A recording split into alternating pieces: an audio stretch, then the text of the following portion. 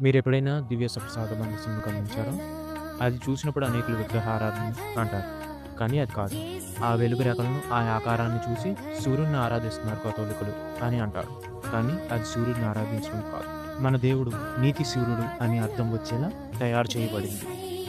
ఎప్పుడైతే దివ్య సప్రసాదము అందు ఉంచి బలిపీఠంపై అభిషేక్త గురువుల చేతితో ప్రతిష్ఠించబడుతుందో, ఆ దివ్య కాంతి అందు ఆ బలిపీఠం, ఆ ప్రాంగణం చెడుకు గాని, సాతానుకు గాని ఎటువంటి శక్తి లేదని ఆ అర్థం చెప్తుంది.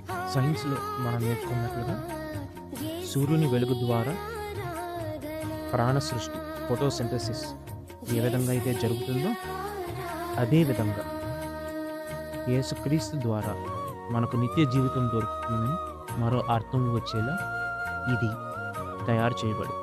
ఆ దివ్య సప్రసాదం నుండి వెలువడే కిరణాల వల్లే మన హృదయం నుండి ఇతరులకు ప్రేమ వెలువడాలని అది నేర్పుతుంది.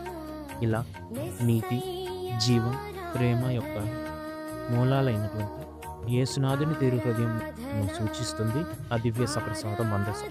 అందుకే దీన్ని ఇంగ్లీష్‌లో మానిస్ట్రస్ అంటారు. ఈ పదం లాటిన్ భాషలోని మానిస్ట్రీ నుంచి తీసుకోబడింది. మానిస్ట్రీకి అర్థం ప్రదర్శన.